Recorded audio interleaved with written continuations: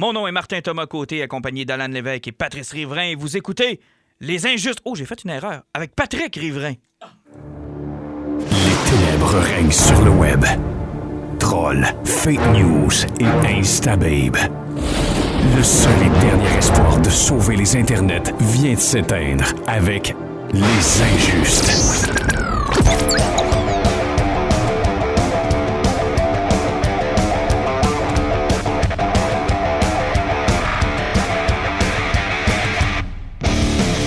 Bonsoir, Patrick. Mange de la barre. Mais je ne dirais qu'une chose.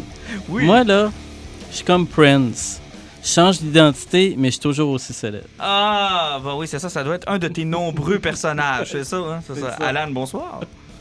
Salut. Salut. Hey, en passant, merci à Fred qui nous écoute de Radio-Canada pour le reportage qu'il a fait. Bel job, honnêtement. Ah, puis Fred, j'ai fait le test, je me suis écouté à 1.5, là. T'es solide. Hein? Hey man, je sais pas comment tu fais, parce que Fred, dans la conversation, nous a révélé qu'il écoutait notre podcast en vitesse 1.5. Écoute, son cerveau là, doit être plus évolué que la moyenne normale, parce que je sais pas comment il peut faire pour tout emmagasiner. Écoute, on parle déjà vite, et je peux pas vous dire qu'il nous écoute pas, parce qu'il nous a ramené des trucs dont on a discuté, puis je me suis dit, regarde, il y a juste quelqu'un qui nous écoute qui peut nous parler de ça. Mais tabarouette, à 1.5, faut le faire. D'ailleurs, si vous voulez nous écouter en 1.5, c'est désormais encore plus facile d'écouter Les Injustes. Oui, parce que j'ai décidé de faire le test, puis je nous ai mis sur Spotify depuis hier. Donc, Les Injustes sont maintenant disponibles sur Spotify, donc c'est encore plus facile, encore plus accessible pour nous écouter. Puis, les options de contrôle de vitesse sont directement dans le player. Donc, si vous voulez faire comme Fred, c'est quand même assez facile. Oui, effectivement. Donc, encore des possibilités pour télécharger les épisodes plus facilement puis les écouter quand ils sont disponibles. Donc... Et très bientôt, l'ensemble de nos épisodes seront disponibles. Oui, on aussi. travaille là-dessus aussi tranquillement pas vite. Très, très, très fort là-dessus. Donc, ne vous inquiétez pas. Inquiétez-vous pas que ça va arriver. On va vous aviser parce que si vous étiez abonné sur des chaînes puis vous aviez téléchargement automatique, ça me tente pas de vous faire télécharger 30 épisodes d'un coup pendant que vous n'étiez pas sur le Wi-Fi. Non, on fera pas ça. Là, mais on va s'assurer d'être le plus disponible possible. Donc, Spotify à partir d'aujourd'hui. Donc, si vous voulez nous écouter, des fois, c'est plus facile aussi par Spotify. Moi, je trouve que c'est un peu plus facile, honnêtement. Oui, ben, même ça, dans les voitures, beaucoup de personnes l'utilisent. Donc, Voilà, vous pourrez nous écouter sur la route, pourquoi pas, comme le fait notre ami Fred, que l'on salue pour une dernière fois. D'ailleurs, merci pour l'excellent reportage et à notre chum aussi de Fun Jouer, Jeux, Films, G. Oui, ben en fait, aux gens de Fun Regarder Films, Sébastien et ses collaborateurs, au gars de Balado Québec aussi, là, quand même. Oui, qui nous a donné une belle pub. C'est ça, égal, chapeau. Puis, bien entendu, à Fred pour le super reportage. Excellent. Et à quelques jours d'Avengers Endgame, la deuxième annonce qu'on va vous faire, exceptionnellement, il y aura un épisode la semaine prochaine? Oui, on va faire un épisode spécial Avengers Endgame la semaine prochaine. Puis, vu qu'on a découvert à la dernière minute que c'était la finale de Star Trek la semaine passée, puis on a eu de la misère à se mettre à jour, on n'a pas encore réussi à 100%, on va faire un épisode double. On va faire Endgame, Star Trek. Donc, on close 2 sagas. 2 sagas, ça fait qu'on va vous faire saigner les oreilles comme du monde. Là. Puis Endgame, évidemment, ce sera un épisode avec spoiler. Donc, juste vous avertir d'avance que si vous êtes pour l'écouter, attendez d'avoir vu le film. Tony meurt. Hein? Tony va mourir. Ah, niaiseux. Mais attendez d'avoir... niaiseux. Je l'ai cru pendant 2 secondes. Je fais rien. La phrase qu'il a faite. Non, mais parce que vous comprenez pas que moi, j'y vais le vendredi. Hein? Donc, je dois survivre la journée de vendredi aux médias sociaux. Là. Fait que je sais pas comment je vais faire. En fait, j'ai fait ça pour Infinity War. Je me souviens plus comment j'ai fait. Regarde, moi encore pire, l'année passée, là, mon petit frère, il montait pas à Québec avec moi le voir, puis il avait réussi à me craquer pour que j'aille voir le jeudi. Puis moi, j'allais le voir le samedi à Québec avec mes chums. Puis quand je montais en char là-bas, là, puis le monde peut poser plein de questions, tout. J'ai réussi, là, jusqu'à la fin du film, à leur dire, je l'avais déjà vu, ça fait 3 jours à peu près. Oh boy. Hey, non, le monde écoutait le film, puis moi, je savais tout ce qui allait se passer. Puis, non, c'était arrête de rien dire. Je vais te dire, le vendredi, puis en plus, moi, j'ai une job dans les médias, fait que j'ai comme pas bien le choix de surveiller ce qui se passe. Puis honnêtement, j'ai vraiment peur de me faire spoiler, mais bon, l'an passé, j'ai réussi à ne pas me faire spoiler, donc j'ose croire que je vais réussir encore cette année. Là. Mais si tu me payes cher, je peux empêcher tous les spoils de t'atteindre. Alors, je vais vous envoyer Patrick Riverain, vous casser les 2 jambes. Riverain avec un A, oubliez pas. A, en plus de ça, vous allez voir, c'est méchant, Patrick Riverain. Mais bon, un peu de hype, j'ai vraiment hâte. Fait qu'on va faire cet épisode-là. Vous devez le savoir, là, on va parler spoiler, donc écoutez le film avant de nous écouter. J'ai une question pour toi, Martin Thomas, pour Avengers Endgame. Je connais tes habitudes de cinéma. Gros popcorn, 3 litres de liqueur. Tu vas-tu le faire pour un film de 3 heures? À Québec, ben honnêtement, la file est tellement longue que j'y vais jamais. OK. Je skip le bout popcorn et liqueur, mais honnêtement, ça va me prendre une piscine. Là. Hey, 3 heures de film. Mais tout le monde se formalise de ça, mais on a toujours même passé au travers de Lord of the Rings. Là. Ben, les versions longues, ils n'étaient pas au cinéma, donc ils étaient tout en bas de 3 heures. Ouais, il était 2 heures. Il était pas loin de 3 heures. Là. Return of the King, c'était 3 heures. Là. Pas mal sûr. Pas même, loin, ouais, ça se peut. Parce ouais. que l'Extended est à 3h30. Là, fait qu'on doit être pas loin de 3 heures pour Return of the King, puis je l'ai toffé. Là. Hey, moi, je suis allé voir plein de films de guerre de 2h30, 3h, puis je me suis clenché là, le truc de Robert Rodriguez puis Quentin Tarantino. Grindhouse. Je me suis clenché le Grindhouse au cinéma, moi. Donc, il n'y en a pas de problème. On va passer au travail. Pat, t'as dormi la moitié de Django aussi. Mais de toute façon, là, 3 heures de Avengers, j'en aurai pas assez encore. Je suis convaincu que ça va finir. D'ailleurs, la question, va-t-il y avoir une scène post-credit dans Endgame ou il n'y en aura pas? En tout cas, je vais écouter un film de 3 heures, je vais checker le générique au grand complet. Il est mieux d'en avoir une, parce qu'après 3 heures, vous tapez le générique après, là. Il y a intérêt, il y a un message. Mais là, il paraît que le film n'a pas vraiment de fin, vu que c'est Spider-Man qui va fermer la phase 3. ben C'est que oui. la fin du film va être dans Spider-Man 3 Ben pour oui. qu'on ait... Spider-Man 2 pour qu'on ait tout le voir. Ben là. oui, c'est-tu niaiseux un peu cette histoire-là, que ça va être le dernier film de la phase 3? C'est donc bien con. Ben... D'ailleurs, phase 3 qui est beaucoup trop longue, hein? Elle en a eu des films dans phase 3. Non, mais- Je me rappelle même plus quand est-ce que la phase 2 a fini puis que la Mais phase La 3 a phase 2 a commencé. fini Age of Ultron. Ah, bon, ça, Ça fait depuis 2013 qu'on est dans phase 3. Là. c'est loin. Ah non, c'est long, là. C'est un petit peu long, là. Ça... Civil War, c'était pas 2.5. Oh, je le sais plus, man. Je le sais juste plus. Ça me tente plus. Puis pourquoi Thor avait été dans la caverne déjà? Oh. Hey, Thor, là, il a vu son futur, il a vu plein d'affaires, mais ça n'a jamais rien servi. Non, attendez, vous vous trompez. Ce qui est cool, là, c'est que Thor a vu une version de Thor Ragnarok qui était tellement plate qu'ils ont eu le temps de la modifier quand le film est sorti. C'est quand même cool, pareil. Les fans ont eu le choix de dire je veux pas voir ce film-là. Ça m'intéresse pas. Faites-moi autre chose. Trouvez-moi autre chose. Ça m'intéresse pas. Puis ils nous ont écoutés. Fait que c'est correct, dans le fond. Les super-héros devraient avoir plus de vision. Comme ça, on serait capable de leur dire à l'avance que ça nous intéresse pas. Puis ils pourraient changer de plan. C'est une bonne idée, ça. Ils devraient tout à faire ça, en fait. Toute une scène de vision sur ce que vous pensez faire dans le futur. Là. Puis on va vous dire si on aime ça ou pas. Grosse émission aujourd'hui. On va parler avec des gens de Star Wars en direct. C'était le Celebration. Donc, on aura l'occasion de revenir sur la bande-annonce de Star Wars épisode 9. D'ailleurs, on a attaché Alan. On lui a mis des cure-dents dans les yeux. On lui a fait mordre d'une petite boule de plastique. On l'a violé. Ensuite, on lui a fait écouter la bande-annonce de Star Wars épisode 9. Tu l'as violé. Oui, je l'ai violé. Une chance qu'il y a le viol, parce que j'aurais jamais toffé sa bande-annonce, là. Alan l'a vu, il va pouvoir vous en parler. Ça m'écoeure juste d'en parler. Donc, on va parler aux gens de Star Wars. Ah, mais parlant de bande-annonce, on va y passer un petit coup chaud, ça va te parler de Star Wars. Oui, allons-y donc. Amazon Prime a sorti la première bande-annonce officielle de leur série de The Boys, basée sur la bande dessinée de Garth Ennis et Moi, Derek Robertson. Je connaissais pas ça avant que tu m'apportes le TP tantôt, puis honnêtement, ça a l'air bien. Effectivement, là, je sais pas si vous avez vu la bande-annonce, mais encore une fois, on s'en va dans le pas doux. La BD, il faut dire, c'était très hardcore, la BD. Je me demandais s'ils allaient oser l'adapter comme ça. Ils ont été, là. Oui, parce que contrairement à Teen Titan, où on s'en attendait pas parce que le matériel original de Titan, c'est pas vraiment violent. Là, on s'est habitué à ça à la télé, à la série, on est d'accord. Mais ce que tu me sembles me dire, c'est que The Boys, de la bande dessinée ou à ce qu'on semble en faire, Parce c'est que cohérent. Là. Juste qu'on voit, justement, c'est parce que si je veux rien mettre un pied à terre par rapport à la série, ça se passe dans un univers où que les super-héros existent, mais sauf que les super-héros, ils ont compris qu'ils sont invincibles, sont super forts, puis ils ont dit « fuck it, on est des douchebags ». Ça fait que vous nous devez tout, puis ça finit là.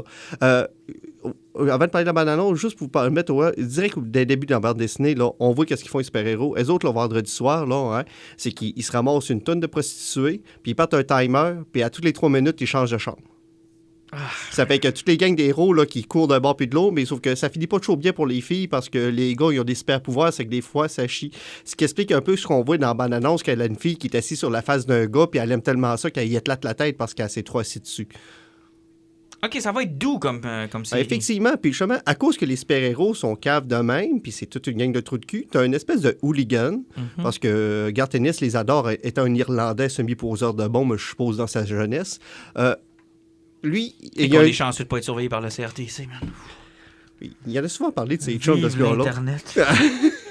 Hey, si t'avais été sur les ondes régulières, j'aurais coupé ton micro genre là.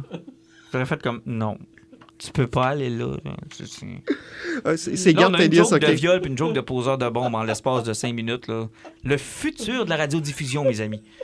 OK, continue. On enlève les filtres. Ouais. Non, donc, c'est très bon, c'est qu'une gang de hooligans qui décident de monter une gang pour en mettre les héros à leur place à coup de taloche d'en face. Ah, c'est sympathique. Mais pourquoi Amazon Prime s'est lancé là-dedans? Ben, c'est parce que l'objectif, c'est d'aller chercher des comics. Puis comme Netflix a fait qu'avec Umbrella Academy, Okay. en perdant Marvel, il faut aller ailleurs. Puis, dans l'indépendant. Puis dans l'indépendant, c'est ça. Personne n'ose toucher à ça. Puis moi, je suis content parce que nous, on commence à s'intéresser beaucoup à BD indépendants, que ce soit IDW, que ce soit... Puis parce que The Boys, c'est Dynamite, je ne me trompe pas. Ouais. Donc, on va rechercher la BD indépendante. C'est des franchises qui coûtent pas cher. Puis le monde sont contents. Quoique, des fois, ça chie, là. Gars, Why the Last Man, on a appris cette semaine qu'on n'est plus sûr, là. Ouais, mais ça, c'est divergence artistique. C'est quand ça s'engueule à la tête. Regarde American Gods, ça fait 2 ans que ça... Comment tu peux avoir une divergence artistique quand le stock est déjà écrit et tu non, as juste mais à l'adapter? c'est pas... Non, c'est parce que une divergence artistique, c'est toujours la façon gentille de dire que deux gars saillissent la face puis se tapent dessus sur le plateau de tournage. Mais The Boys est tourné, là. On est correct. Oui, c'est ça. C'est confirmé 26 juillet. 26 juillet, fait qu'il faut être abonné Amazon Prime pour l'avoir. Ouais, effectivement, puis Amazon Prime, il ne faut jamais oublier qu'une affaire, c'est 8$ par mois, ben 90$ pour l'année. Sauf que tu as ton shipping gratis, tu as accès à leur service de musique aussi, plus tu as leur service de TV. Ouais, mais le problème, c'est qu'ils te font payer ça d'une claque. Ben, tu peux payer 8$ par mois aussi. Tu peux maintenant, parce qu'avant ça, Amazon Prime, c'était 90$ comme genre. 8$ par mois, là, puis regarde, il y a une couple de séries qui sont le fun d'écouter là-dessus. Au pire, tu mets un 16$ pour 2 mois, puis tu as fait le tour là, de ce que tu voulais voir. C'est sûr. Ouais, puis tu profites du shipping gratuit pendant que... Bon, ça va être la nouvelle façon de visionner. De toute façon, on ne sera pas abonné 12 mois par année à tout ce qui existe. On s'en sortira pas.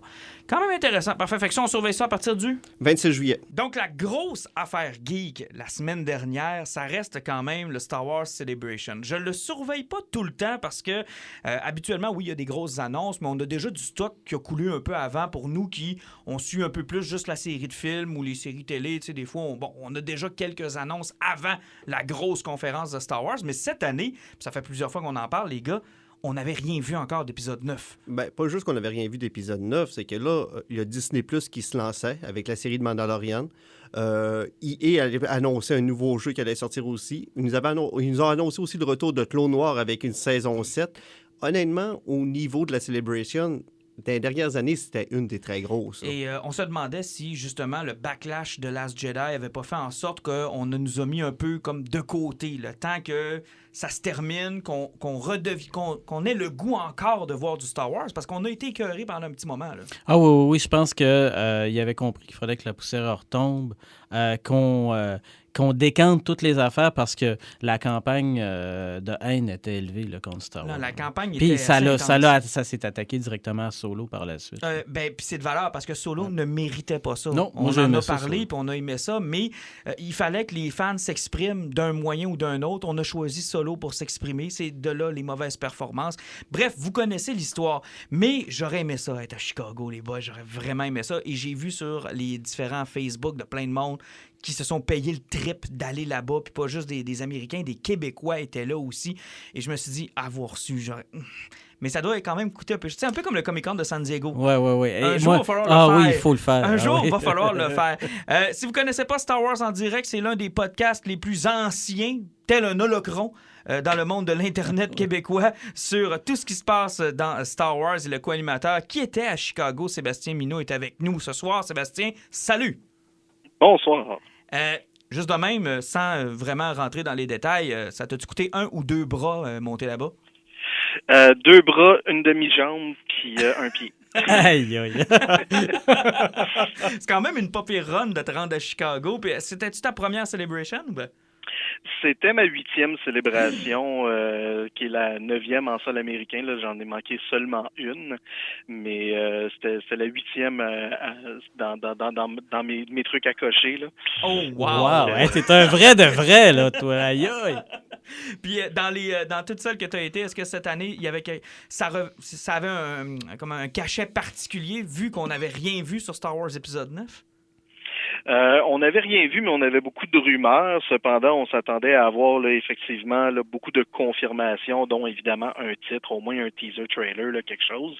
Et effectivement, ben ça nous est tout arrivé là, un peu dès la deuxième journée du show là, que tu parlais, là, la Star Wars Célébration. Et c'est un peu comme ce qui était comme l'apogée ou presque du show, je dois le dire, là, ou presque. Ou presque. Puis, mais ça a été quand même là, un des grands moments forts là, qui a bien parti la machine là, pour les 4 jours qui ont suivi. Mais raconte-nous un peu comment ça a commencé ton aventure là-bas, les premiers jours jusqu'à la bande-annonce. De quoi ça avait l'air sur le plancher? Ben, pas mal tout le monde est rendu habitué maintenant là, après 9 célébrations en sol américain. Les gens se déplacent, ils vont faire la file pour maintenant là, acheter les trucs souvenirs la première journée. Cette année, on a eu 5 jours de célébration au lieu de seulement 4. Et la compagnie d'organisation ReedPop avait fait ça exprès pour justement qu'il y ait une journée dédiée aux achats, aux collectionneurs, à ces choses-là. Donc, les gens pouvaient se promener dans le magasin officiel. Ils pouvaient se promener sur le show floor, là, comme on dit, là, le hall des marchands, si on veut, là, pour faire le tour, justement, essayer de mettre la main sur les exclusivités là, qui étaient disponibles là-bas, qui n'étaient pas nécessairement accessibles via loterie parce qu'ils ont implanté un système où il y avait des exclusivités seulement accessibles si on gagnait une loterie. Oh, wow! Et ouais, c'est une question de gestion de foule. Ça fait un peu de sens. C'est sûr que il y a toujours des gens qui sont pas parce contents. Que je t'arrête 2 secondes parce que évidemment, il y a l'aspect film, nouvelle, annonce, tout ce qu'on peut découvrir à la célébration, mais effectivement, on a peut-être nous autres, entre nous trois, les boys, négligé tout le côté collectionneur et acquérir du stock. Donc, il y a vraiment des exclusivités qui se trouvent juste là. Exactement. Et il y a aussi un énorme côté communauté, autant cosplayer que tout le reste là, qui se retrouve à la célébration. C'est vraiment une célébration de toute chose Star Wars. Donc, pour revenir à ta question, la première journée a vraiment été dédiée au magasin. Donc, on a pas mal fait la file toute la journée pour aller au magasin puis faire rapidement le tour du show floor à la fin de la journée là, pour aller récupérer quelques œuvres d'art qu'on avait précommandées. Et là, on se préparait mentalement justement à toute l'histoire là, de qu'est-ce qu'ils vont nous révéler pour l'épisode 9, qui va être là, ça va être quoi les surprises, etc., etc. Donc, le lendemain matin, quand on a eu accès au plancher, on s'est pas mal tous ramassés dans un endroit où on pourrait voir le panel. Il y avait 3 scènes qui étaient dédiées exclusivement à la diffusion de cette conférence-là. Donc, il y avait le Wintrust Arena qui était la centre de conférence principale, si on veut. Et il y avait 2 autres salles de conférence en simultané qui étaient déjà prêtes. Et en plus de ça, il y avait une scène sur le plancher principal, qui était la scène du Star Wars Show. Et eux autres aussi diffusaient là, en simultané toute la conférence. Donc, sur le plancher même, il y a eu un amas de gens pour cette conférence-là. Je peux te garantir, là, je pense que ça a été la plus grosse de tout le week-end, là, où les gens se sont amassés autour de la scène pour voir qu'est-ce qui se passait, de quoi on parlait, c'est quoi les nouvelles et tout. Et quand est venu le moment à la fin là, de la fameuse bande-annonce, tout le monde les réactions étaient simultanées de tout le monde partout. Et justement, pour bien placer nos auditeurs en contexte, parce qu'il y a un moment, puis moi je l'ai écouté en direct dans mon lit via Internet, vive l'Internet, mais il y a un moment bien précis dans la bande-annonce qui est celui-ci.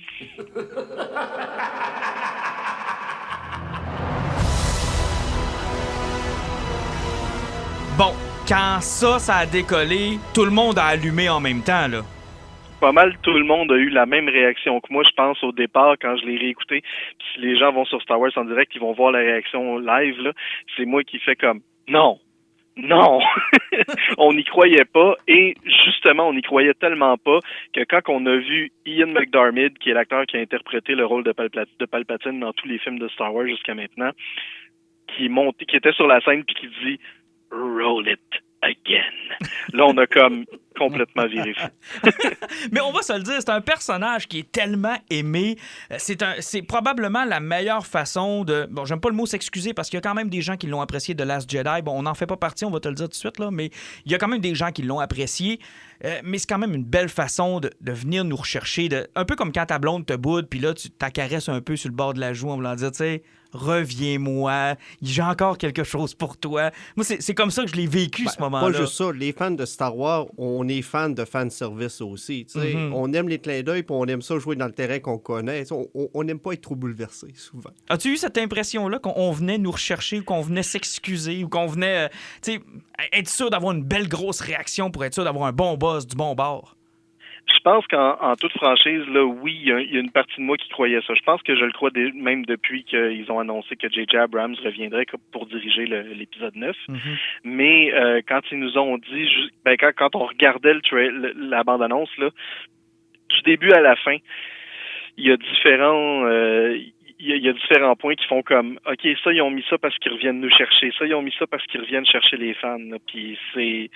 Mais je crois que quand on va avoir pris du recul, on va voir que The Last Jedi va avoir été important pour ramener tous ces points-là au final. Parce qu'effectivement, dans la scène de la bande-annonce, moi, la scène qui m'avait frappé avant, évidemment, qu'on entende le rire de Palpatine, c'est lorsqu'on voit le casque de Kylo Ren se faire souder, où on a l'impression que le message de Abrams, c'est « Garde, là, je vais remettre les pots cassés. Là, je vais les... » Un peu comme la première phrase dans The Force Awakens, quand il nous dit This will be... this thing... comment est-ce qu'il disait ça? Là? This will... ça va rendre les choses... Ça va remettre les choses en perspective. J'ai l'impression que c'est le réalisateur qui nous parle directement. Tu sais, regarde, on est en train de recoller les pots cassés. Là. As-tu le même genre d'impression? Un peu quand même, oui. OK. Puis même quand on regarde toutes les choses qui se sont dites durant la conférence, que les gens peuvent regarder en ligne d'ailleurs, on remarque qu'il touche sur plusieurs points qui avaient quand même frustré les fans avec The Last Jedi. Donc, on va avoir des réponses à nos questions. Puis je pense que c'est ça une des grosses choses à tirer là, de cette conférence. Hey, avant de passer aux autres annonces qui ont eu lieu à Chicago, ton bet à toi, là, Palpatine, il revient comment et pourquoi? Ben, c'est pas nouveau qu'on a des esprits Sith dans l'univers de Star Wars, donc j'ai l'impression que ça va être tout simplement un esprit Sith qui avait comme potentiellement possédé Snoke, là, puis qui dirigeait un peu comme ça. Donc, je pense que ça va être comme ça. Ça sera pas rien de particulièrement là, incroyable. Mm-hmm. Bon, effectivement, parce que même Dave Filoni, dans tout ce qu'il avait fait de Star Wars, dans Clone Noir ou bien autre, Darth Bane était relié à son cercueil. Même Yavin 4, il y a un Dark Jedi qui était lié directement à cette planète-là, qui revenait à l'Ancienne République. C'est que les endroits où il y a beaucoup tourmenté les Seigneurs Sith, en général, leur esprit reste marqué là dans Star Wars depuis des années. Là. Donc ça expliquerait peut-être l'espèce de structure qui finalement est la Death Star, pourrait être liée au Throne Room. Surtout qu'une Death Star est tellement remplie de kyber cristal qui est en signe avec la force, il peut tellement se fusionner avec ça de multiples façons. Là. Il y a une possibilité pour lui de revenir. Il y a une possibilité pour lui de revenir, effectivement. Dans les autres annonces, qu'est-ce qui a retenu ton attention durant cette fin de semaine-là? Ben, je pense que la plus grosse annonce qui a retenu l'attention d'absolument tout le monde, c'est l'annonce de la série de Jon Favreau, The Mandalorian, que les fans attendent maintenant avec encore plus d'enthousiasme qu'avant. Je pense que c'est une série qui va être diffusée sur Disney+ à partir du mois de novembre. Mm-hmm. Puis c'est une série qui va relancer une nouvelle génération puis un nouveau médium, je dirais même là, pour les fans de Star Wars. Donc ça promet d'être très très intéressant là, de voir où est-ce qu'on va pouvoir s'en aller avec une série qui est pas de l'animation. Oui, parce qu'on en a entendu souvent parler des rumeurs de séries télé avec de véritables personnages, mais ça ne s'était jamais concrétisé. Là, ils le font pour Disney+. As-tu eu le temps de voir les images de quoi ça avait l'air?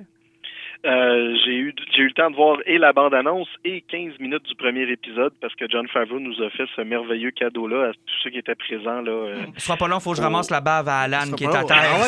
Il y a vraiment eu. Ce sera pas là. Alan vient de me lancer des couteaux avec ses yeux. C'est parce que partout ce que tu lisais, là, on a vu les images passer, puis j'ai jamais lu quelque part qu'il y avait un 15 minutes. Il y a un 15 minutes? OK, non, là, on va prendre un petit 2 minutes pour s'en parler. Là. De quoi ça a l'air, le premier 15 minutes de cette série-là? C'est vraiment, vraiment, vraiment merveilleux. C'est super bien tourné. Tu sais, j'utilise souvent le terme gritty là, dans le fond. Là. Mm-hmm. C'est un peu, c'est vraiment, c'est semblable à de la série Marvel qu'on a connue jusqu'à maintenant là, OK. avec les Jessica Jones, Daredevil, etc. Mais vraiment dans l'univers de Star Wars. Puis c'est vraiment bien fait dans le sens qu'il y a même des clins d'œil pour faire rire les fans. Je veux pas spoiler personne, fait que je veux pas comme nécessairement gâcher ça. Si les fans font leur recherche, je pense qu'il y a encore des disponibilités sur YouTube là, de gens qui ont filmé un peu ça, mais des captations cellulaires, là. Ouais, exactement. Mais en tant que tel, là, le visuel est là, l'histoire est là de manière très intéressante. Donc, on va suivre le Mandalorian. Mais juste une petite question, ça va se parler. Oui. Ils disent que ça se passe après le retour du Jedi. Si tu as vu 15 premières minutes, ils disent-tu combien d'années après le retour du Jedi? Ils ont en fait mentionné pendant le panel que c'était 5 ans après le retour du Jedi. Okay. Oh, c'est proche. C'est vraiment proche, finalement. Ouais. Puis aussi, ils ont confirmé la rumeur parce que je pense qu'ils ont manqué de Stormtrooper, puis 501e, c'est prêté au tournage, si je ne me trompe pas. Exactement. Ben, John Favreau trouvait qu'il manquait un peu là, de vie impériale dans un de ses épisodes. Puis là, il en a parlé avec Dave Filoni. Puis Dave Filoni, il dit, ben, j'en connais des Stormtroopers. Et il a invité certains membres là, de la 501e à participer à ces tournages-là parce que on est seulement 5 ans après le retour du Jedi. Il y a encore des résidus de l'Empire un peu partout. Là. Non, c'est ça, ça meurt pas en même temps que l'Empereur. Là. Il y a des planètes qui sont encore sous contrôle, il y a des croiseurs, bon, tout ça existe encore. Là. Exactement. Puis on va voir qu'un des méchants principaux, ou en tout cas un des personnages principaux se trouve à être justement un gouverneur là, impérial, donc peut-être que lui essaie de retenir le pouvoir sur la planète qu'il contrôle, mais ça promet d'être intéressant parce que ce personnage-là est joué par Giancarlo Esposito, celui qui faisait le propriétaire des restaurants de poulet dans Breaking Bad. Oh, wow! Okay. Oui, ça fit. Super casting, ça. Donc, c'est vraiment un super casting.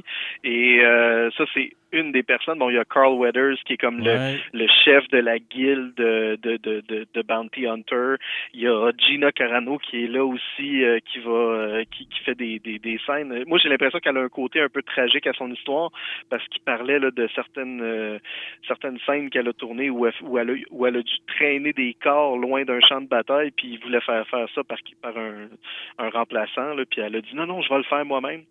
Donc, wow. c'est vraiment quelque chose là, qui va être intéressant comme autant en histoire, je pense, pour l'univers de Star Wars qu'au niveau là, visuel, ça va être... Oui, parce que je pense que là, enfin, Star Wars a sa chance d'ouvrir sa porte sur les empires criminels de Star Wars, comme ils ont essayé de faire à la fin de Solo en présentant Darth Maul qui était là en tête du Crimson Empire. Mais ça a comme chié un petit peu, ce bout-là, c'est qu'on verra jamais de suite là, mais... Là, la porte est ouverte. Tout l'empire criminel, les différentes factions, là, on va pouvoir les voir parce que, veut pas, plus d'empire, les criminels auront plus la chienne puis ils vont se battre pour prendre le contrôle des galaxies. Ben, c'est sûr. Ça laisse ça laisse plein de potentiel à ces gens-là. Donc, ça risque d'être une série fort intéressante. J'espère juste qu'ils ne noieront pas le poisson dans le fanservice, là, c'est-à-dire nous expliquer comment Boba Fett est sorti du Sarlacc ou encore nous faire... Je pense que c'est l'objectif aussi d'ailleurs à peu près un réalisateur par épisode, avec Taika Waititi, Bryce Dallas Howard, John Favreau, Dave Filoni qui réalise pour la première fois un live action de sa vie. Pour moi, ça va diversifier puis ça se perdra pas. Mais pour toi, Sébastien, ça a passé le test les 15 premières minutes? Ça a définitivement passé le test. J'ai très, très hâte de voir tout le reste de la série, puis où est-ce que ça s'en va, puis comment est-ce que ça va finir. Là, parce que mais c'est chiant, pareil. Ils vous montrent les 15 minutes, vous retournez chez vous, puis vous n'avez plus rien. Là. Vous allez vivre avec ces 15 minutes-là jusqu'au mois de novembre. Là. Exactement, oui. C'est presque cruel, en fait. Ben, ils sont assurés de la faire, lui, il va faire « shut up and take my money ». Ah oui, lui, c'est sûr. Toi, Disney+, c'est même pas une question, là. Ah, non, absolument pas. Déjà que je suis fan de Disney, à part de ça, là, ça fait juste rajouter. Mais on sait que, justement, Bob Iger a parlé que Disney Plus serait peut-être pas disponible immédiatement au Canada, donc il va falloir qu'on s'attarde de patience, malheureusement, ou qu'on déménage de l'autre côté de la frontière. VPN, Ah, VPN, moi, ça va ressembler vraiment à ça. tous VPN. Dans les autres choses qu'il y a eu à la célébration, tu nous as dit qu'il y avait... Bon, quelle autre chose auquel tu as assisté qui sont dignes de mention? Ben, je vais mettre en troisième position Jedi Fallen Order. Ça fait plusieurs années que EA travaille avec Lucasfilm. Ça fait plusieurs jeux qui nous sortent, que les fans sont définitivement pas contents. Je crois que Jedi Fallen Order va venir un peu rattraper ce coup-là. C'est une histoire fantastique de Jedi, justement, qui va se passer là après l'Ordre 66. Donc, ça promet d'être intéressant. C'est un jeu qui va être single player, mais éventuellement, potentiellement, va aller toucher dans le multiplayer là, plus tard dans le temps, peut-être, mais c'est vraiment pas certain. Et pas de controverse là, de pay pour avancer. Puis, exactement. Là, la grosse, le gros avantage, c'est comme pas de microtransactions. Donc, ça, il était très, très, très fier de dire ça, puis tout le monde était très, très heureux de l'entendre. Bon, bref, c'était une belle semaine de réconciliation avec Star Wars. On peut-tu dire ça comme ça? On peut vraiment quand même dire ça, oui, parce que, ben là, tu sais, comme je t'ai dit, ça, c'est le top 3, mais là, après, on n'a pas encore touché à Galaxy's Edge, qui est le nouveau parc de Disney, où eux autres même vont nous présenter des nouveaux animatronics, le retour du pilote de Star Tours, Rex, qui va revenir en DJ dans la cantina de Ego, Clone Wars saison 7, qui, elle aussi, se retrouve sur Disney+, la deuxième saison de Résistance, qui a été un petit peu mis de côté, malheureusement, là, ça aurait été le fun de voir un petit peu plus d'éclat là-dessus. La nouvelle série de ILMX Lab, Vader Immortal. Donc, tout ça, là, c'est toutes des choses là, qui sont revenues nous chercher puis nous propulser vers le futur. Donc, je serais curieux de t'entendre sur Galaxy Edge parce que ça va être prêt bientôt, j'imagine, ça. Puis de quoi ça va avoir l'air au niveau du prix puis au niveau des attractions qui vont être disponibles lors de l'ouverture? Alors, Galaxy's Edge, ça rouvre le 31 mai. Je crois, okay. À Disneyland et le 29 août laisse-moi vérifier les dates là, pour être sûr à 100%. Parce que tu en as un à Disneyland puis l'autre est à Disney World, j'imagine? C'est ça. Donc, c'est 31 mai à Disneyland et au mois d'août après, là, à Disney World. Le 29 août à Disney World. Et dès l'ouverture, il va y avoir seulement un des deux méga manèges de disponibles, c'est-à-dire le Faucon Millennium. Donc, on va pouvoir rentrer dans le Faucon, conduire le Faucon avec un copilote et avec un tireur. Donc, il va y avoir beaucoup d'interactions. Ça va être mais là, attends un peu, là. Je te mets un stop tout de suite, là. Ça me prend 6 heures faire le monstre à Montréal qui peut contenir quand même presque 100 personnes dans ses wagons. Combien de temps ça va prendre mais man, à être dans le siège du pilote? Il y a une personne sur 10 qui va réussir à le débarrer. Il va se tourner 3 quarts de temps. Je comprends, mais je veux dire, t'imagines ça, la file d'attente? Ben justement, pour contrer ça, Disney ont un peu prévu le coup. Donc, ça va prendre des réservations pour pouvoir aller à Galaxy's Edge dès l'ouverture. Fait que tu vas avoir une heure puis un temps qu'on va te donner, puis c'est garde, c'est là, puis si t'es pas là, t'as manqué ta chance. Ça, c'est une super bonne idée. Là. Puis tu y vas, tu sais, comme dans un certain laps de temps dans le parc. Donc, tous les gens qui ont des réservations aux hôtels de Disneyland ont automatiquement le droit d'avoir une réservation à Galaxy's Edge. Les gens qui ont acheté des billets aussi là, pour ça ont pu faire des réservations là, pour Galaxy's Edge dans leur journée d'attraction. Mais tu sais, Sébastien, il n'y a pas si longtemps, la pire job, c'était d'être concierge dans un cinéma porno. Maintenant, ça va être concierge sur le siège de pilote du Faucon Millennium. Ça va. Les filles qui nous écoutent, vous voulez pas tomber enceinte d'un geek X ou Y, là. Essayez de pas fréquenter ce manège-là, parce que ça va être quelque chose, là. Non, mais écoute, on va se le dire. Surtout les sièges de pilote. Le siège de pilote, il va être terrible. Non, il va être damné, là, on va se le dire. Là. Puis écoute, ça va être une attraction qui va être... Mais qu'est-ce qu'on fait une fois qu'on est assis dans le siège, à part, tu sais, genre, juste venir instantanément? Y a-tu genre... C'est quoi, c'est une animation? Tu t'amuses sur des boutons, puis tu vas pouvoir piloter dans une histoire là, le faucon. Puis dépendant de ce que tu fais, il va y avoir des ramifications qui vont suivre tout le long de l'histoire. C'est tellement fou, là. C'est tellement hot, j'en pleure. Ouais. Je veux essayer ça va être complète. Mais ça doit coûter une beurrée. Ont-tu parlé de prix un peu? Ou? Ben, en tant que tel, c'est le prix de base pour accéder au site. Donc, il n'y a pas de prix qui se rajoute à ça, ni pour la réservation. Donc, les gens n'ont pas besoin de rajouter de l'argent là, pour aller à Galaxy's Edge. C'est juste qu'il va falloir s'armer de patience. Tu me demandais combien de temps ça prendrait. Je te dirais, Pandora prenait 3 heures l'an dernier. Alors, c'est un manège qui avait déjà quelques mois. Au départ, je crois que c'est un manège qui va prendre un minimum de 1 heure à 2 heures d'attente là, avant de faire le manège. Et malheureusement, tu fais une de 3 positions, c'est-à-dire pilote, copilote ou tireur. Technicien là, à l'arrière. Ou tireur, c'est ça. Donc, au final, t'es pas nécessairement certain là, de piloter le faucon. Par contre, t'es sûr d'avoir une interaction quelconque avec l'histoire qui se passe. Je pense que ça va être un peu pour les gens qui connaissent Epcot, Mission Space, où il y a 4 positions, puis les gens, faut qu'ils fassent des interactions qui, à Mission Space, ont absolument aucune réaction le final là, sur l'histoire. Wow. Mais apparemment que pour le Millennium Falcon, on devrait avoir des interactions là.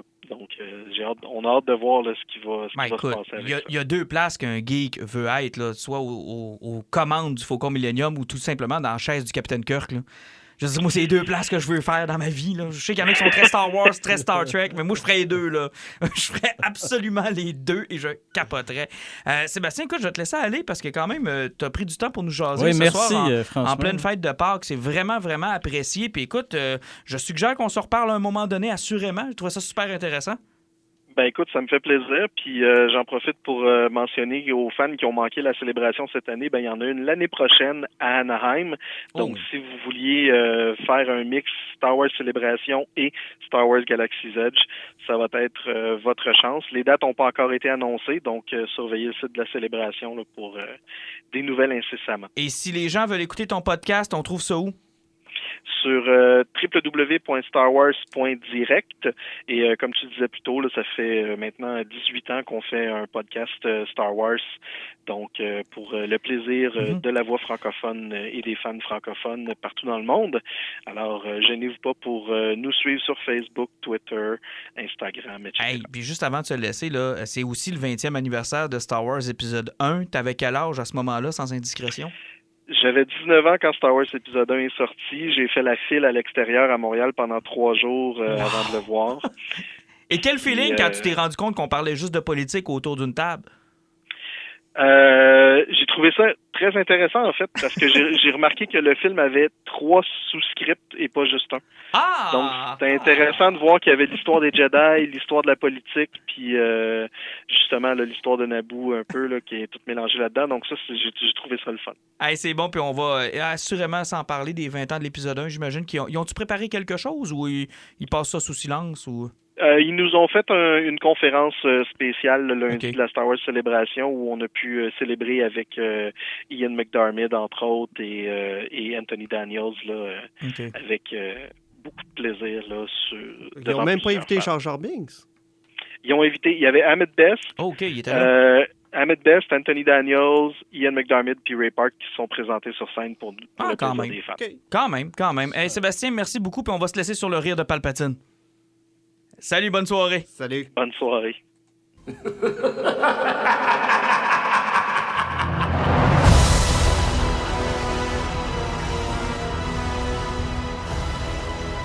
Peut-être faire du pouce un peu là-dessus. Pat, je veux t'entendre. Alan, je veux t'entendre. Vous l'avez vu, cette bande-annonce-là. Est-ce que vous êtes réconciliés? Avez-vous hâte?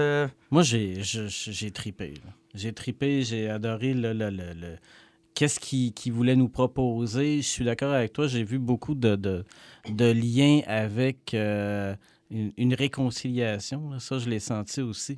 Puis, bon sang, le rire. Le rire, puis surtout aussi la détermination là, de Rey qui a l'air en pleine possession de ses moyens comme Jedi, là, qui a l'air déterminé à en découdre. Ah non, moi, écoute, jusqu'au rire, je me disais, ouais, bel effort, peut-être, OK, je vais y aller. Mais étant la pute numéro 1 de Palpatine, quand j'ai entendu ça, j'ai même pas cherché à savoir si c'était logique, j'ai pas cherché à savoir si c'était une bonne idée, j'ai pas cherché à savoir si j'avais le goût. J'ai juste fait comme mes bons sens, juste pour ça, je veux le voir, là. Je veux le voir juste pour ça. Mais moi, ce qui me surprend le plus là, de toute la gang, là, vous avez même pas encore parlé de la structure de la bande-annonce. Parce qu'est-ce qu'elle avait de spécial, la structure? T'en tourneras sur YouTube, tu checkeras celle-là de l'épisode 1. Elle est faite pareil. Every saga has a beginning, every saga has its legend. C'est la même. Effectivement. C'est la même monture que l'épisode 1 qu'ils ont mis pour l'épisode 9. Quand même sympathique, le gros clin d'œil là. Au côté clin d'œil aussi, il y a eu on a vu J.J. Abrams marcher dans le safe. On voit la barge Retour du Jedi, mais dans l'épisode 9, oui. Il y a plusieurs clins d'œil. Il y a une Lando Calrissian qui est habillée encore pareil. Il y a beaucoup de clins d'œil qui va avoir. J.J. Abrams va rajouter, tantôt que je le disais, là, il va rejouer dans le save parce que je pense que Disney, il faut qu'il se fasse pardonner des grosses gaffes qu'ils ont faites avec Star Wars parce que c'est pas quelque chose que tu peux prendre à la légère et faire ce que tu veux avec ça. Star Trek, ils l'ont un petit peu essayé puis ils ont vu ce que ça les a amené là, parce que peu importe ce qu'on veut dire, Star Trek Beyond, même s'il était correct, c'était pas un Star Trek, puis regardez que ça tue à la franchise. Puis ça a pris combien de temps avec CBS All Access décide d'archancer quelque chose, ça a pris vraiment du temps. Mais en même temps, l'ouverture sur la nouveauté, ça dépend comment tu l'as fait aussi. Je veux dire, est-ce que si tu veux amener Star Wars ailleurs, c'était le meilleur véhicule de prendre l'épisode, de prendre en otage l'épisode du milieu d'une trilogie? Si tu voulais faire ce que Johnson a fait, il aurait fallu partir avec le 7. Non, pas juste ça. C'est parce que pourquoi prendre la saga Skywalker puis la péter aussi? Il y a ça. Il y a ça. Et il garde juste dans le titre, parce qu'on n'a pas encore prononcé une fois le titre de l'épisode 9, Rise of Skywalker. Il y a un message là-dedans aussi de la part de Abrams, je pense. Là. Oui. Ça demeure une saga qui est centrée sur les Skywalker. Il faut oublier toutes les rumeurs que le monde a faites, mais pourquoi ça serait pas la saga de Kenobi? Non. De plus, le premier film, ça a toujours été par rapport au Skywalker. Le prequel ont été par rapport au sujet de Skywalker, et ça va finir avec Skywalker. Une fois que ces 9 films-là sont faits, Skywalker arrête d'exister. C'est ça. Mais parce qu'il fallait la conclure. Exactement. Il fallait la conclure. Puis Johnson, je le répète encore, si tu veux faire ce que Johnson a fait, moi, ce que je n'ai pas aimé de Johnson, c'est pas qu'il nous dise on va aller ailleurs. Moi, j'étais prêt à suivre quelqu'un qui me dirait je vous amène ailleurs. Moi, ce qui m'a choqué, c'est que pour le faire, il a débattu ce que Abrams avait lancé dans le 7. Mais pas juste ça. Choqué, en plus, avec des erreurs de scénario puis des affaires qui étaient tout croches. Là. Mais à la base, Alan, là. Ouais. Moi, si tu m'avais dit, regarde, je ferai pas les choses comme les autres, on va aller ailleurs, je t'aurais suivi.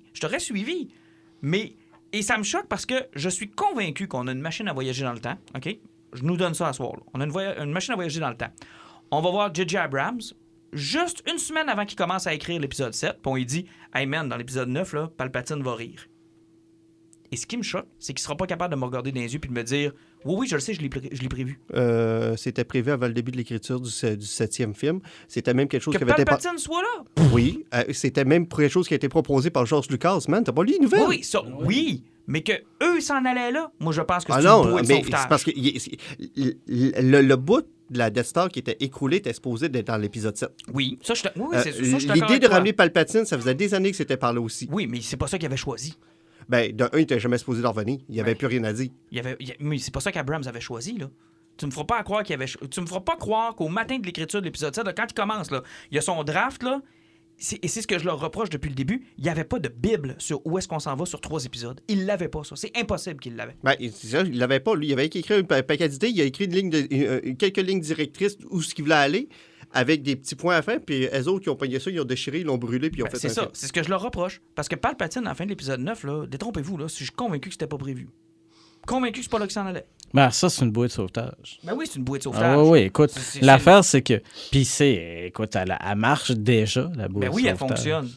Tu sais, toi, t'as viré fou, moi aussi. Puis on a même convaincu Alan d'écouter la bande-annonce. Oui, parce que ça, faut que vous sachiez, là, Alan ne l'a pas écouté avant, il y a quelques minutes.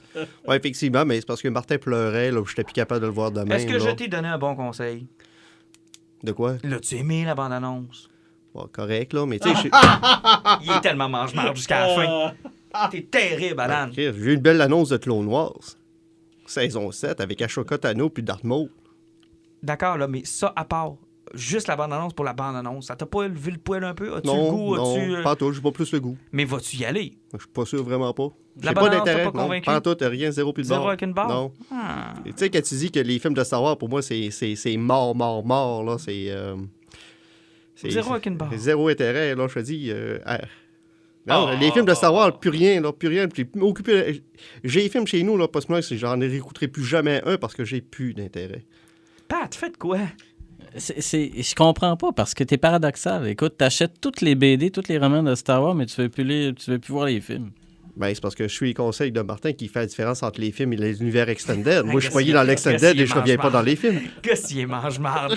Il me prend un argument puis il me le garoche en pleine face. Ça, premièrement, t'as pas le droit de faire ça. Ouais, mais ça, tu l'as tellement cherché. Ça, premièrement, t'as pas le droit de faire ça. Deuxièmement, c'est tellement plein de venin ton affaire. Oublie ça, je suis convaincu que décembre prochain, on se croise encore. Non, mais c'est sûr qu'on va aller le voir. Je tout le suis monde. convaincu qu'on se croise encore. Pire aller, on va y faire à croire qu'on va aller voir ça. C'est pas un petit film romantique. Puis, on va aller voir Star Wars. Puis après ça, on va fermer les portes du cinéma. On va faire « Tu sors pas de là tant que tu l'as pas vu au complet! » On va t'avoir, Alan. On va t'avoir. Hey, avant de se laisser, si on faisait nos poisons? Oui. Poison. On y va? Ben, je commence avec Pat, tiens. Je t'ai pas Parfait. entendu beaucoup, Pat. Je veux t'entendre. Donc, Poison, ben moi, c'est une petite mini-série qui est diffusée sur Netflix. Black Summer, un truc de survivants d'une grosse infestation de zombies. Je partais avec, absolument aucune idée. Là. Je voulais juste me clencher quelque chose rapidement. Ben, moi, on me l'a proposé beaucoup, mais j'ai hésité. Ben, moi, là où j'ai hésité, c'est que je savais que c'était la même gang de Z Nation. Z Nation, là, j'en ai écouté. Là, on a un de nos amis communs qui est un fan fini de la série. C'est très parodique, humoristique, tout ça. Et c'était le côté humoristique parodique qui me tapait un peu ses nerfs. Je trouvais ça très, très, très cheesy.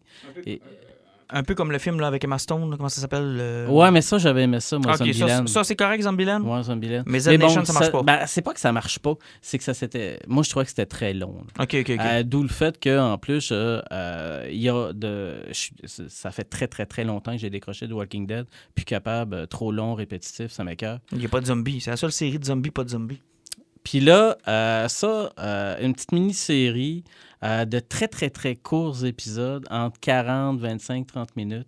C'est comme s'ils avaient décidé d'utiliser l'idée là, des sitcoms puis de faire des épisodes rapides. Puis la façon dont ils ont structuré leur série, c'est que tu as comme plein de petits chapitres avec le nom du chapitre qui apparaît. Puis là, tu as une scène. Et toutes ces scènes-là se suivent, sont structurées ensemble. Puis tu suis une gang de survivants qui leur arrivent des bonnes et des mauvaises affaires. Et j'ai trouvé que c'était hyper efficace. Mais comme tu me dis que c'est la même gang de l'autre, est-ce que j'ai besoin d'avoir vu l'autre pour comprendre? Pas en tout, parce que c'est comme un préquel et c'est surtout totalement à l'opposé de l'autre série. OK, c'est-à-dire que le ton est dans la confrontation, le ton est dans le survivant qui va tout essayer et qui essaie tout pour réussir. Il y en a un, là, écoute, ça faisait longtemps que ma blonde ne m'avait pas entendu crier devant un personnage et dire « Meurs donc, tabarnouche d'innocent! » Écoute, c'est terrible. Le gars, il est tellement con, là. C'est incroyable, un survivant de main. Je comprends pas. Là. Il a survécu, mais on sait pas comment. Ouais, mais c'est un cave. Mais c'est justement, là, tu sais, ça a réussi à me faire vivre des affaires. À être impliqué, finalement, dans la série. Et dans un film d'horreur ou dans une série d'horreur, j'ai vu une des meilleures scènes là, avec un personnage que les autres ne peuvent comprendre parce qu'elle n'a pas la même langue que les autres. Et tout le monde sait qu'est-ce qu'elle est en train de raconter. Et c'est fabuleux d'émotion tellement c'est bien tourné, j'ai trouvé. Donc, c'est ça, Black Summer. Netflix, ça se passe, tu clenches. Combien d'épisodes à peu près? C'est 8 épisodes. Moi, j'ai écouté ça d'une soirée. Là. Ah ouais, dans une soirée? Ouais. Si bol, t'étais craqué? Ben oui. Je suis beau, fin puis craqué. Ouais, je vois à ça. 30 minutes de l'épisode, c'est pas aussi bien que ça, ce qui était non, vraiment c'est un petit 4 heures à passer. Ouais, quand même, mais c'est une bonne ride. C'est ton seul poison? Ouais. Parfait. Alan? Côté poison, moi j'en ai deux. J'en ai commencé un rapide parce que c'est en lien avec Star Wars qu'on vient de parler. Donc tu n'as plus aucun intérêt. Dans ces Extended Universe. Ah, OK, fait que celui-là pas. OK. On va vous vendre le petit guide de comprendre Alan bientôt là, sur notre site internet qu'on se fera bâtir c'est pas compliqué, si ça là. fait pas de sens, c'est ça. T'aimes ça? OK. OK. Je suis déjà tanné. OK, c'est parce que c'est une mini-série qui a commencé qui s'appelle Vader Dark Vision. Chaque numéro, en quelque sorte, c'est une petite histoire solo par rapport à Darth Vader. Le premier numéro... Un genre de nouvelle, finalement? Ouais, c'est le genre de nouvelle. Je vous ai partagé des photos du premier numéro où tu as Darth Vader qui combattait des rebelles avec sa flotte, mais son TIE Fighter se fait endommager, puis il faut qu'il atterrisse sur une planète pour le réparer. Mais quand il arrive sur la planète, finalement, son TIE Fighter se fait péter par un gros monstre géant. Finalement, il se ramasse sur une planète où le monde vit dans des cavernes parce qu'il y a une espèce de gros kaiju qui règne sur le dessus de la planète. Sauf que Darth Vader, il arrive là-bas puis il fait comme, c'est pas vrai que je vais me faire runner par un kaiju. Ça fait que là, t'as un Flo qui voit le chevalier noir arriver tout en noir avec son épée, qui commence à courir après un monstre qui fait 250 mètres de haut, puis il dit, moi, je te torche. Puis Darth Vader, à l'œil du jeune, c'est un héros parce qu'il combat le monde. Puis là-dedans, c'est vraiment un épisode de Donjon Dragon. Il se ramasse sur un cheval, il court après le kaiju, il saute dans la gueule, il l'ouvre en morceaux, finalement, il finit par le péter. Il sauve le peuple sur la planète, puis il s'en va en faisant comme « j'ai juste pas le temps de vous exterminer ». Mais tu sais, les autres ne comprennent pas ce qui s'est passé. Pour eux autres, c'est un héros qui a sauvé leur planète. Wow! Mais... Puis, tandis que le deuxième numéro, ben ça, c'est juste une joke. C'est un officier d'un Star Destroyer qui a chié sa mission de kidnapper un rebelle, puis il a compté de la merde au plus haut. Darth Vader fait comme, c'est beau, j'ai ramassé le rebelle. Oups. Ça fait que le gars, pour pas se faire un force choke, ben, il pogne son Star Destroyer, puis il pète dans tout de ce qu'il voit, dans des vers de terre de l'espace, à travers des champs d'astéroïdes. Il pète tous ses TIE Fighters en les envoyant dans une planète où la gravité est trop haut. Finalement, il finit en tuant tout le monde. Il est seul survivant, puis Darth Vader va le ramasser. Tu sais, une belle petite histoire qui montre comme à quoi que ça sert régner sous la terreur, parce que tes officiers vont juste faire des choix de cave. Ben, visiblement. T'avais besoin d'un rebelle, je vais en devenir un. Voilà. Voilà. Puis mon autre poison, ben ça, c'est en lien avec une finale qui va s'en venir cette semaine, que bizarrement, Martin, sans avoir suivi la série, il est intéressé. On parle de Gotham. Je me suis engagé à écouter le dernier épisode et j'ai pas eu besoin que vous me... On cherche bien mes mots à soir. De te convaincre? De me convaincre. Merci, Alan. Non, je l'ai fait parce que, pour vrai, le choix qu'ils ont fait pour leur finale est un choix que Smallville aurait dû faire. Et ça va intéresser peut-être du monde à repartir la série à zéro. Smallville, le procès avec la famille Siegel venait juste de finir, puis bizarrement, là, ça avait fini avec le Time News qui avait le droit d'utiliser le logo de Superman. Ça a été trop problème. C'était laid, là. C'est parce que, de un, ils n'ont pas été d'avoir le costume, ils ont pris celui-là de Superman Returns qui ne fitait pas, ils ont été obligés de faire du CGI parce que ça a été fait à la dernière seconde qu'ils avaient le droit d'utiliser à cause des procès. Là. Mais là, Gotham, ils ont le temps de le faire. Là, mais ça fait une couple d'années que Batman, on peut l'utiliser à la TV, puis personne ne le fait par respect, là. Mais là, Gotham, saison 5, on arrive avec un Gotham où on prend le story arc de Nightfall, qui était les 3500 pages de DC de l'époque. Ouais, donc bref, l'Arkham qui pète, Ben effectivement, qui arrive. Parce qu'à la fin de la saison 4, le Jeremiah, ben, son frère avait fait sauter tous les ponts alentours. C'est que la ville est poignée sur une loi martiale. Chaque secteur de la ville est contrôlé par un crime lord différent. Puis là, c'est de voir... C'est la chimie qui est montée à travers de cette saison-là entre le Riddler, le Pingouin, commissaire Gordon, les sirènes aussi dans leur coin, que tu te rends compte que dans cette ville-là, il n'y a rien qui peut exister sans un ou l'autre. Mm-hmm. C'est que autant la marde qu'un peut faire, il va toujours avoir besoin de l'autre pour amener une balance. Ça fait que t'as bien beau être le pire criminel, tu as besoin de la police pour t'en remonter. Puis c'est toujours voir aussi le lien entre le Riddler et le Pingouin qui est toujours en train de monter parce que le Pingouin, on se cachera pas, ils l'ont fait semi-homosexuel dans la série. Il tripe sur le Riddler.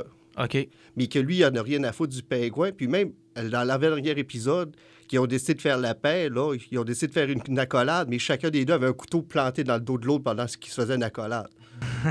Tu sais, en faisant comme, oui, je t'aime bien, t'es mon chum, mais je suis prêt à te tuer n'importe quand. On se surveille. Donc, c'est ça qui est le fun. Ils ont amené bien... Parce que veut pas, dans la série, là, Nightfall, ça a été apporté par la Ligue des Assassins parce que c'est Batman Begins, mais avec le plan de Ra's al Ghul qui a marché. OK. C'est que, vraiment, la ville a pété au grand complet. Ils ont réussi à amener l'armée là-dedans. La Ligue des Assassins a contrôlé l'armée. Les hélicoptères, il y a des missiles. T'as 30% de la ville qui est pétée, là. OK. Tout est détruit, tout est rasé à zéro, puis il faut qu'ils rebâtissent la ville. Donc, c'est de voir ça. Puis comme je te dis... Ils ont réussi à créer quelque chose qui est le fun avec les budgets qu'il y avait, parce qu'il n'y en avait pas. Ça paraît, des affaires qui sont cheap, mais il faut leur donner. Ils ont été chanceux d'avoir une dernière saison. Ils ont réussi à faire quelque chose de gros, mais il y a des bouts que ça fait pièce de théâtre un peu, tellement qu'ils manqueraient de ça. Sauf que Comme je dis, là, c'est de voir une jeunesse des héros que, quand tu arrives à la fin, les méchants sont à côté de la police pour sauver la ville de Comte Bane. Puis, quand tu vois ça, tu te dis, OK, c'est peut-être pour ça que le crime à Gotham, avec la police, c'est comme intrinsèque, puis c'est comme accepté. C'est parce que si le pingouin t'a sauvé la vie 10 fois, puis toi, s'il a sauvé la vie 10 fois, puis tu sais que si t'es dans la merde, il peut venir te sauver, mais que si tu le déranges pas, il va faire ses affaires, puis il viendra pas tant... De là, le crime organisé. Le crime organisé, mais avec un respect mutuel avec la police. Donc, mais là, ça nous amène à cette finale de la semaine prochaine. La semaine prochaine, mais il y a un time jump, là. Il y a un time jump parce que Bane, il a pas pété Bruce Wayne, il a pété Alfred. Tout ce qui se passe avec Ra's al Ghul qui est mort, puis Nyssa qui est arrivé, qui a fait le plan, tout est en lien avec Bruce Wayne puis la famille Wayne. Donc, Bruce, il fait comme, regarde, là, je suis rendu trop public, trop connu, il faut que je check mon camp. Puis tout est arrivé à cause de moi. Puis même dans l'avant-dernier épisode, pour réussir à bloquer l'armée, là, il fait sauter un building, puis c'est le Wayne Enterprise qui fait péter, qui fait écrouler pour bloquer. Tu sais, Wayne se fait sacrer au grand complet à terre, puis t'as un bon 10 ans, puis c'est au moment que Wayne Enterprise, le building est fini de bâtir, puis sa journée d'inauguration. Et là, Bruce revient, et éventuellement, on va retrouver Gotham, mais là, avec tous les personnages qu'on connaît dans la bande dessinée, fini d'être construit. Là, effectivement, on va avoir une Selina Kyle qui est adulte, il va avoir une Poison Ivy, le Riddler, Pingouin, puis il va avoir une version du Joker qui va être là. Donc, le frère de Jeremiah va être là. Puis Batman, évidemment. Batman va se pointer aussi. Full costume. Full costume, exactement. Puis il va sortir la réplique de Batman Begins en disant « Je suis pas ton ennemi ». Ah ouais? Oui, c'est la seule phrase qu'on a entendu dire dans mon annonce. Mais là, il va sûrement sortir « I'm Batman » aussi, j'imagine. Because I'm Batman. Because I'm Batman. Because I'm Batman. Because I'm Batman. Non, c'est sûr que s'il dit pas I'm Batman, je vais être vraiment déçu. Puis ça a été confirmé que Mazuz, c'est lui qui fait la voix, c'est juste qu'ils l'ont altéré. OK. Because I'm Batman. Exactement. OK, excellent. T'avais-tu un autre poison? Non, on a fait le tour. Non, on a fait le tour. On va terminer avec le mien. Vous êtes chanceux. On va finir avec le mien. D'abord, niveau lecture, je me suis tapé finalement le méga crossover qui date de l'automne dernier, qui nous menait au film Aquaman, donc Drawn Hurt chez DC Comics. Et là, c'est compliqué chez DC. Là. Si vous n'avez pas suivi depuis Dark Knight Metal, vous n'êtes pas là. Et malheureusement, là, on a starté de quoi avec Snyder et Dark Knight Metal, qui se poursuit dans Justice League, le No Justice qu'il y avait eu un peu avant, Justice League de Totality. Et là, on continue avec Drawn Hurt. On s'est ouvert beaucoup de possibilités avec ce qui est arrivé dans Dark Knight Metal. Donc, si vous n'avez pas lu ça, ça va être un peu plus compliqué d'embarquer là-dedans. Il y en a qui s'attendaient à voir une espèce de Throne of Atlantis 2, là, genre dans le Rebirth Universe, mais on n'est pas là du tout. En gros, Aquaman... D'abord, Atlantis, depuis Dark Knight Metal, est revenu à la surface. Là. Ça, c'est la première des choses. Et Aquaman est à la recherche du parcours d'un des héros d'Atlantis, des premiers jours d'Atlantis, la mort de Poséidon. Et il cherche donc finalement à savoir où est le cimetière des dieux. Et il y a une espèce de relique qui va le guider, lui et Wonder Woman, vers le cimetière des dieux. Le problème, c'est qu'ils vont réaliser que il y a eu des beacons d'allumés dans le temps qui demandaient à des dieux de d'autres océans, dans d'autres univers, de venir faire leur tour sur Terre pour unir tous les océans de tous les univers. Le problème, c'est que ces trois dieux-là sont pas très gentils et décident de carrément noyer la Terre. Mais la particularité, c'est qu'on ne noie pas la Terre dans l'eau, on la noie dans un liquide qui fait en sorte que si tu y touches, tu deviens une grosse créature poissonneuse, laide et hideuse. Alors, pendant que le niveau de la mer monte tranquillement pas vite, submerge Atlantis, les seuls qui vont survivre à ça, c'est Batman enfermé dans le Hall of Justice, Mera et tous ceux qui seront autour de Mera à cause de ses pouvoirs aquatélékinétiques, là, qui fait en sorte qu'elle peut contrôler un peu l'eau autour d'elle. Donc, elle va protéger les gens qui sont autour d'elle de ce liquide-là pour pas qu'ils deviennent des poissonneux bizarres. Et tu vas avoir Wonder Woman qui est là. Tu vas avoir Flash qui, lui, va avoir touché à l'eau, mais à cause de la Speed Force, va retarder sa progression en homme poissonneux. Et donc, doivent trouver une solution pour carrément expulser les trois dieux qui sont là et donc faire revenir le niveau de la mer. Avec ça, The Totality va se mêler là-dedans parce que la Justice League est en possession de ça. La Legion of Doom cherche à aller la chercher. Donc ça, c'est comme l'espèce de sous-histoire en dessous. Puis il n'y a pas de Superman. Superman est là, mais il est vraiment figurant, là. Bon, il est très, très figurant dans cette histoire-là. Mais rappelle-toi que c'est un livre qui a été lancé pour promouvoir le film Puis, d'Aquaman. l'humanité, comment s'en sort à avoir passé 2-3 semaines en poisson? En fait, le problème dans DC Comics, c'est que l'humanité a mangé ça chaud dans les dernières années. Ben, Ils je ont sais, été je suis en envahis par train- Dark Knight Metal. Je suis en train de lire Green Lantern Morrison? de Morrison, puis ça dirait qu'avec le fait que Hal Jordan avait été, comment il s'appelle? Parallax, puis il avait fait sauter la côte Est au grand complet de 2 millions de personnes. Ouais, là. mais ça, c'était il y a bien longtemps. Là. Je veux Ouais, dire, mais- récemment, juste Dark Knight Metal, puis Drone Hurt, c'est assez pour que le gars qui magasine sa police d'assurance fasse un Christy de saut, là, mais qu'on y annonce combien ça coûte à assurer son char. Tu sais, je veux dire, les assurances chez DC, là, ça doit pas être gratis, là, je vous le dis tout de suite. Là. Mais je veux pas te spoiler la fin de l'histoire, mais on a une solution là, pour si tu t'inquiètes de Gaétan puis Jocelyn. Là. OK, Superman tourne l'entour de la planète Terre super vite encore une fois. Non, mais disons qu'on a une solution plutôt... C'est Aquaman qui nage vite. Ouais, c'est ça. Aquaman nage très, très, très vite, puis ça fait oublier tout ça à tout le monde, mais il y a une fin à ça. Par contre, ça ouvre encore la possibilité à plein de trucs intéressants chez DC. Là, c'est Year of the Villain qui s'en vient, Event Leviathan qui s'en vient aussi avec Bendis. C'est Léviathan avec Léviathan, ouais, Léviathan, ouais, c'est ça, qui s'en vient avec Bendis. Donc, puis Doomsday Clock n'est pas fini encore, qui ça, normalement, se passe un an après tout ça.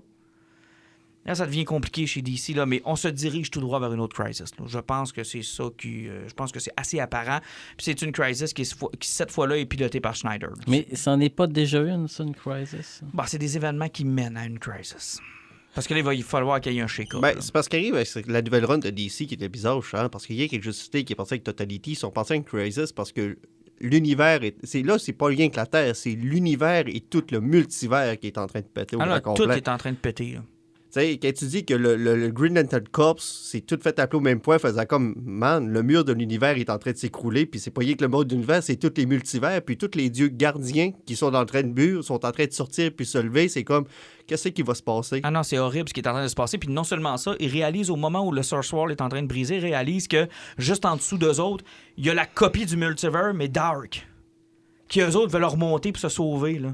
Fait que tous les dieux du Dark Multiverse, eux autres, ils ont une seule envie, c'est de se ramasser l'autre bord. Là. Mais, tu sais, c'est une belle opportunité de faire péter ça puis réussir à ramener un statu quo pendant un bout de temps. Je pense que oui. Je pense que oui, ils n'auront pas le choix. Puis c'est malheureux parce que moi, je suis de ceux qui continuent à croire qu'il n'y avait rien qui clochait avec New 52. Il n'y avait rien qui clochait. C'était bien parti. New 52 me faisait beaucoup penser à Ultimate Universe. C'était simple, c'était des bonnes histoires, c'était souvent centré sur des personnages. Il n'y avait pas de grand ballet cosmique. Là. Quand ils ont commencé à faire ça avec Darkseid War, puis avec celui avec Superman Reborn, puis ces affaires-là, là, c'est là qu'ils ont commencé à s'enliser puis à être obligés de faire le rebirth. Puis là, ils vont avoir le même problème, parce que les gens qui embarquent actuellement, là, si vous avez manqué Dark Knight Metal, vous avez manqué écoute, ça n'a aucun bon sens. C'est dur de s'y retrouver. On va dire ça comme ça. Puis je termine avec Game of Thrones. Ce soir, il y a le 2e épisode, donc j'en dirai pas trop, parce que, 1, je l'ai pas vu, puis 2, ça risque de régler bien des problèmes que je vais vous amener là. C'est que tu nous parler de la couille droite de Kate Harington? Non, je vais laisser ça aux journaux à potins. Là. Est-ce que tu vas nous parler aussi du long épisode que tu as trouvé que c'était si long et plate? Je sais que j'ai déclenché les passions et je persiste et je signe. Je sais que tous les premiers épisodes des saisons de Game of Thrones ont cette réputation d'être lents parce qu'on installe beaucoup de choses. La seule affaire, puis c'est un choix qu'ils ont fait, puis je respecte ça, c'est pas celui que moi j'aurais fait. Quand ça fait 2 ans que tu attends, que tu es prêt, que le popcorn est là, que tout va bien, puis que là, t'as hâte, et que finalement, ils te balancent un épisode aussi ordinaire que toutes les autres saisons auparavant, tu te dis, bah, au moins, ça te promet que la saison va être bonne, mais bordel que j'aurais aimé ça, que ça me saute un peu plus d'en face. J'ai rien appris dans cet épisode-là. Oui, c'était cool parce que les personnages, eux, ont appris quelque chose. Mais moi, j'ai rien appris. J'ai regardé les personnages s'apprendre des choses que moi, je sais depuis 4, 5, 6, 7 épisodes. Mais encore une fois aussi, les réalisateurs et les producteurs de Game of Thrones ont appris quelque chose depuis 8 ans aussi. C'est que les fans de la série, là, ça ne prend pas grand-chose pour les exciter. C'est que ça n'est pas obligé de se forcer ben. On m'a dit que quand j'ai vu la raid de dragon pendant 4 minutes et demie, 5 minutes et demie, là, j'ai failli appeler la police. Genre, c'est parce qu'on me vole du temps ici, là. Je voudrais... Peux-tu aller boucler le monde, s'il vous plaît? Il y avait un budget à boucler là-dessus. Là, non, ça, honnêtement, là, c'est... Mais je vous juge pas, je fais juste vraiment pas aimer cette série-là. Oh, mais c'est correct, t'as le droit de pas l'aimer. Moi, j'adore cette série-là. Je pense qu'il s'est réalisé des épisodes qui sont mémorables, des choses qui sont complètement pétées et sautées. Tu sais, c'est quand même exceptionnel, une série qui commence par Arc accouche avec son frère et qui finit par « Ah ouais, il faut que ta tante! Go! Go! » Tu sais, je veux dire, il y a un processus pareil, là, du premier au dernier épisode pour que tu change de pensée comme ça. C'est quelque chose d'exceptionnel. Il y a plusieurs maladies au Saguenay-Lac-Saint-Jean qui fait qu'on comprend très bien ça. Peut-être. Mais j'ai hâte de voir la fin de cette série-là qui n'a que 6 épisodes. Donc ce soir, c'est la 2e épisode. Je vous en reparlerai éventuellement. Et on va terminer tout ça. Messieurs, je vous souhaite d'aller en paix. Oui, au revoir, à la prochaine. À la prochaine. Au revoir.